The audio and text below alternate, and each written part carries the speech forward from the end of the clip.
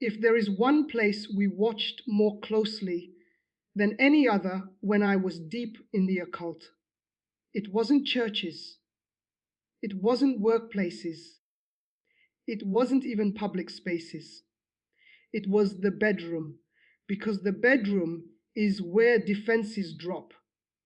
It's where your body rests, your mind quiets, your guard lowers, and your spirit becomes receptive. We understood something most people never think about. What surrounds you when you sleep matters more than what surrounds you during the day. I wasn't always on this side of the truth. I practiced witchcraft, not casually, not out of curiosity, intentionally. And we didn't start by doing dramatic things to people's lives. We started by observing their environments, their habits, their private spaces. The bedroom told us everything. We looked for signs of emotional attachment, unresolved trauma, lingering memories, and objects people had stopped noticing because they'd become normal. Normal was our advantage. Familiarity kept people from questioning what was quietly influencing them. I remember being trained to ask a simple question before any assignment. What do they sleep with? Not just physically, but emotionally and atmospherically. Because sleep is not neutral. You don't just rest, you absorb. Your mind processes. Your heart settles. Your nervous system resets. And whatever dominates that space often shapes how you wake up. What shocked me after leaving the occult and giving my life to Christ was how many believers were struggling. Restless nights, heavy mornings, recurring dreams, unexplained anxiety, without ever considering their environment. They prayed, they fasted, they read scripture, but they slept surrounded by things tied to fear, past relationships, trauma, or unhealthy attachment. Let me be very clear before we go any further. This message is not about superstition. It's not about being afraid of objects. And it's not about turning your bedroom into a ritual space. It's about discernment. Because influence doesn't always announce itself. Sometimes it just sits quietly in the room where you're most vulnerable. If you've been waking up tired, even after sleeping, feeling uneasy at night for no clear reason, or sensing that your peace disappears as soon as the lights go out, this message is not meant to scare you. It's meant to wake you up. In the next chapter, I'm going to explain why the bedroom is such a strategic place spiritually, and how certain items become emotionally and spiritually charged without people realizing it. Stay with me. This is where awareness begins. When I was in the occult, we didn't obsess over objects the way movies make it seem. We focused on access points. And the bedroom was always considered an access point, not because it's magical, because it's vulnerable. During the day, you're guarded. You filter conversations. You manage your emotions. You distract yourself with noise, responsibilities, and activity. But at night, when the lights go off and the world quiets down, you are left alone with your thoughts. That's when unresolved things surface. That's when anxiety gets louder. That's when memories replay. We understood something simple. Whatever emotionally dominates a person's private space will often dominate their subconscious state. Your bedroom is not just where you sleep, it's where you process. It's where your nervous system recalibrates. It's where your mind tries to make sense of what you've been avoiding. And if that space is saturated with reminders of fear, heartbreak, past trauma, unhealthy soul ties, or unresolved regret, your rest will reflect it. I remember one training session where we were taught to look for anchors. Anchors weren't cursed objects. They weren't dramatic ritual items. They were emotionally charged items. Photos from toxic relationships, gifts from people who brought chaos, clothing tied to painful seasons, music that kept wounds open, symbols that reinforced identity confusion. The power was never in the object itself. The power was in the attachment. An object that constantly triggers emotional unrest becomes a psychological doorway. And what you repeatedly dwell on shapes your internal world. After I left that life, I realized something humbling. Many of the disturbances people attribute to spiritual attack are actually rooted in unguarded environments and unhealed emotions. If you sleep in a room filled with reminders of betrayal, your mind will revisit betrayal. If your walls are covered with imagery that promotes darkness, confusion, or fear, your subconscious will absorb it. If your night routine includes media that glorifies violence, lust, or anxiety, don't be surprised when your rest feels restless. This isn't superstition, it's stewardship. Peace is cultivated. Rest is protected, and environments matter. When I began cleaning my own space after leaving the occult, I didn't do it out of fear. I did it out of clarity. I removed items tied to my old identity, not because they were enchanted, but because they kept my mind anchored to who I used to be. And something changed. My sleep deepened. My thoughts quieted. My mornings felt lighter. Not because an object had power, but because I stopped surrounding myself with emotional triggers. Your bedroom should feel like safety. It should feel like reset. It should feel like alignment. If it doesn't, don't panic. Just examine. In the next chapter, I'm going to talk about specific categories of items that often keep people emotionally tethered to chaos, and how to discern whether something in your room is nurturing peace or quietly draining it. Because awareness is the first step to restoration. This is where discernment becomes practical. When people hear a title like this, they expect a list of evil objects. That's not how it works. In all my years in the occult, the items that caused the most disruption were rarely obvious. They were ordinary, familiar, sentimental, and that's exactly why they stayed. The first category we watch for was objects tied to unresolved relationships. Photos, letters, gifts, clothing, or keepsakes from former partners, especially relationships marked by betrayal, manipulation, or deep emotional pain. These items weren't powerful because of who gave them. They were powerful because of what they replayed.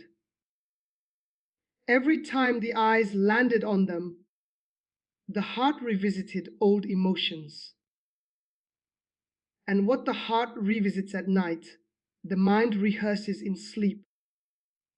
Many people wonder why they dream about the same person over and over, even years later.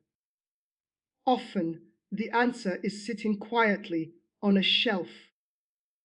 The second category was items connected to trauma or loss. This could be something inherited after a painful death, clothing kept from a season of sickness, furniture from a time of extreme stress, even objects tied to failure or humiliation. Again, nothing mystical. But trauma leaves imprints, and your nervous system recognizes them even when your conscious mind ignores them. Sleeping next to unresolved grief doesn't allow rest. It keeps the body alert. The third category involved imagery and media that normalized darkness. Posters, artwork, decor, books, or constant nighttime media that glorified fear, death, rage, sexual chaos, or hopelessness. People often say, "It doesn't bother me." But what doesn't bother you consciously can still affect you subconsciously, especially when you're tired. What you look at before sleep shapes what your mind carries into rest. Another category was identity, confusing symbols, things that didn't align with who the person was becoming, only who they had been. Old belief systems, old ideologies, old self definitions. When identity is mixed, peace is unstable. You can't fully rest if your environment keeps reminding you of versions of yourself you've already outgrown. And finally, there were items that kept the room cluttered and chaotic. This one surprises people. Chaos is draining. Disorder keeps the mind busy. Piles of clothes, stacks of unresolved, to-do items, unfinished projects surrounding the bed. These keep your brain in problem-solving mode. And a brain in problem-solving mode cannot fully rest. Here's the key truth. If something consistently disturbs your peace, it deserves to be questioned.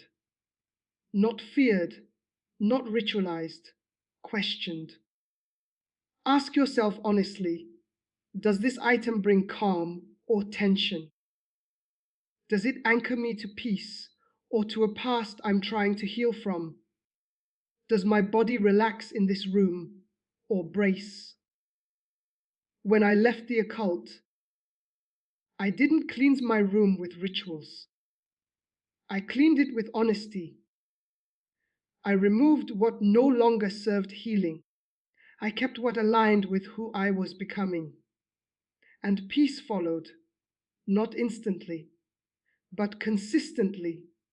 In the next chapter, I'm going to talk about how to remove things without fear, guilt, or superstition, and why the posture you carry matters more than the objects you move. Because restoration is not about what you throw away, it's about what you make room for. This is the part most people get wrong. They hear a message like this and immediately swing into extremes. Either they dismiss everything and change nothing, or they panic and start throwing away half their house out of fear. Both reactions miss the point. When I left the occult, I had to learn something foundational. Fear is not discernment. If you remove something from your bedroom because you're terrified it has power over you, you're still giving it power. But if you remove something because it no longer aligns with peace, clarity, and the person you are becoming, that's wisdom. There's a difference. Restoration is not dramatic, it's intentional. Start with honesty, not anxiety. Walk into your room in the daytime when you're calm. Stand there quietly. Notice how it feels. Does your body relax? Or does it subtly tense? Your nervous system will tell you the truth faster than your theology sometimes will. Look around slowly. What catches your eye first? Is it clutter that makes you feel behind? Is it a photo that stirs emotions you've never processed? Is it a gift that carries more history than healing? Is it media that keeps your mind in chaos long after the screen turns off? You don't need to over spiritualize it. Just ask one question: does this help me rest well? Because your bedroom should support restoration. Sleep is sacred in a practical sense. It's when your body repairs. It's when your mind organizes memory. It's when stress hormones lower. If your environment keeps activating old emotions, your body stays alert, even when your eyes are closed. That's why peace must be cultivated. When I began removing items from my own space, I didn't shout prayers at them. I didn't treat them like enemies. I simply acknowledged what they represented. Some things went into the trash. Some things were donated. Some things were boxed up because I wasn't ready to process them yet. And that's okay too.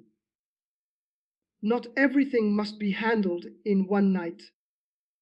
Restoration is layered. After removing what no longer aligned, I replaced it with intention. Soft lighting instead of harsh glare. Order instead of clutter. Meaningful words instead of chaotic imagery. Calm music before bed instead of noise. The atmosphere changed, not because of superstition, but because I became a steward of it. You are the gatekeeper of your room. Not fear, not your past, not unresolved relationships. You. And when you take responsibility for your environment, something shifts internally. You stop feeling like a victim of unexplained heaviness. You start feeling grounded. That's empowerment. But there's one more layer that matters even more than objects. In the final chapter, I'm going to explain why what you bring into your bedroom, mentally and emotionally every night, can override even the cleanest environment, and how to protect your peace from the inside out. Because removing items is only half the work. The deeper restoration happens within. Sooner. Darkness doesn't always need to be confronted. Sometimes it just needs to be starved. And fear is its favorite food. Your bedroom should be the place where fear goes to die, not where it gets reinforced. So yes, examine what's in your room. But more importantly, examine what's in your heart when you lie down. Because when your environment supports peace and your inner world releases pressure, rest becomes natural again. And when rest returns, clarity follows. That is how restoration begins, quietly, intentionally, from the inside out.